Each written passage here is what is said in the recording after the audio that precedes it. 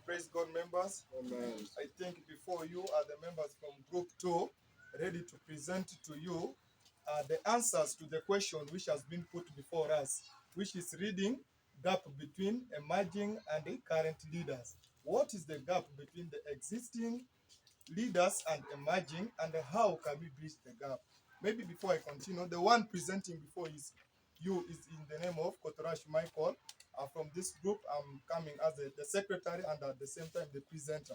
So for the sake of time, all of us may not be standing here or speaking to explain the point, because we had explained and they have entrusted me to go and present what they have. We have all together explained and agreed on. So to go to the point, this is how we have put it down. Uh, we have seen that between the existing and the emerging leaders, okay, to get more points, what we did was to get the mistakes that the existing leaders have. That scares away the emerging leaders. And also the mistakes, the things that the emerging leaders do that scares away, that scare the existing leaders, which ends up creating a gap between these two people. So at the first, with the existing leaders, what creates a gap? What creates a gap between them and the emerging leader? One is rigidity or unwillingness to change from the status quo. These people, in most cases, you find that when new things they're emerging, they want to bring the new things. These people, they're always, they don't want these things to be implemented. So it ends up creating a gap between them and the margin. And another thing is failure to give platform or pulpit to the upcomers to exercise their gifts. In most cases, these upcomers, they are vibrant, and in most cases, you may find the upcomer can preach more than the existing. So when the existing, they fail to give him the platform to preach. At times, he or she starts looking at the existing with the ill motive. It also ends up creating a gap between these two groups. Then also failure to embrace the new technological advancement is also another challenge that creates a gap between the existing and the emerging leaders. For instance, our Papa has brought for us the stand for phone here, and it is being helpful. If at all we imagine he was holding the camera, he was going to maybe get tired to attend to all of us. Now it's helping us, and for some of us, we may like this thing. If you take it back to the church, that there are some things which you can be recording, so they will say, but that's a waste of money. You see, for them, they don't value it the way we value things. So it all ends up creating gap between the two groups.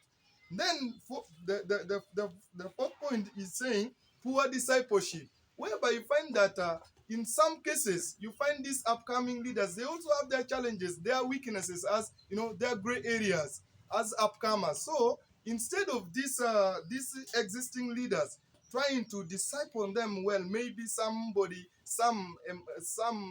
emerging leader has failed or misrepresented someone well. At times you will find the existing standing up and rebuking this person in front of the congregation, which creates actually a bad motive. He or she starts looking at the existing as being a bad person. So poor discipleship is also another challenge, which is creating a gap between the existing and the emerging leaders. So for the interest of time, I would also like to share with you what are the things that are creating, what's the weaknesses that the emerging leaders, the upcomers have, that creates a gap between them and the existing. One is comparison. In most cases, you find because these upcomers, they are at times they are more exposed than the existing.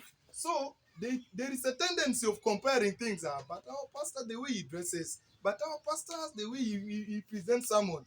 So it also ends up creating a gap between these two groups.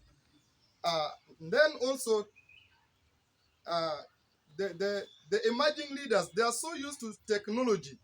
These people, they are so used whereby when he or she comes to the church, and he sees that there is this thing must be there and it's not being implemented, this one is scared away, and there is a tendency of creating a gap between the emerging and the existing. Also, dressing code that at times looks strange to the existing leaders. The emerging leaders, in most cases, some are not all that in the word, so they do not know how to conduct themselves modestly. So you find him putting on, skin.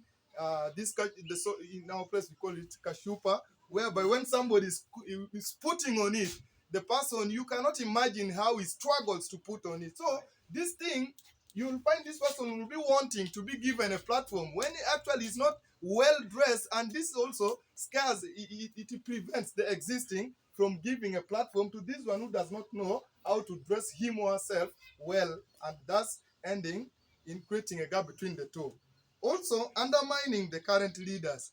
Like I've said before, this youth, because of the exposure, at times, there is a tendency of undermining this one. But this one, the way he presents himself, the way he dresses, so those complaints are there.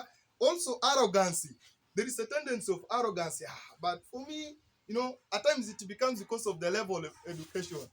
Most of our forefathers in faith, they are not all that educated, like some of us who have at least gone to some level. So there is a tendency of, arrogancy, which is not something good, which at the end creates a gap between these two groups. So as per the solution, as the question is saying, how can we bridge the gap? It's like a second question.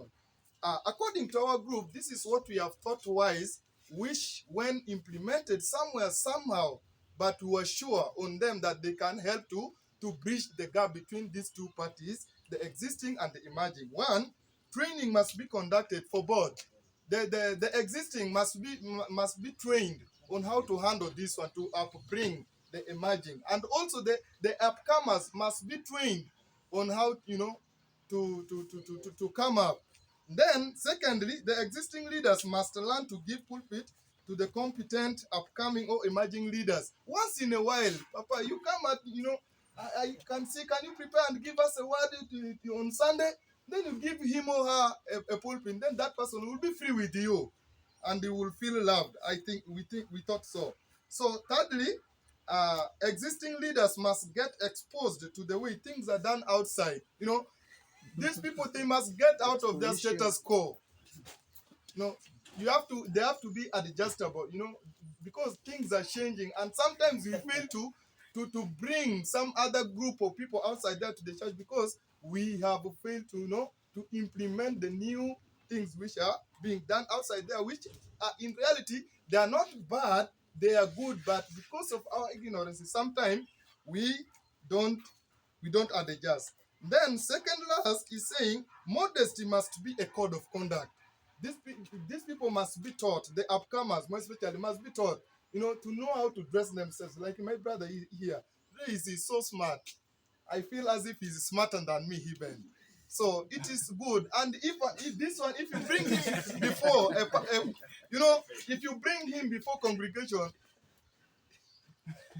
if you bring him before congregation, just at a look like this, then you would have entered somebody. Then he just preaches, there is a way it works. Because somebody says for you to enter somebody, your appearance must first appeal to their eyes. So must be appealing. Then last, he's saying time frame must be set for holding services. Like our morning service starts from 11:30 there, ends at 8:30. The second, it must be there, whereby these people, the presenters, know how to program themselves. I think this is all we had come up with as a group as per the question that was brought before us. Thank you.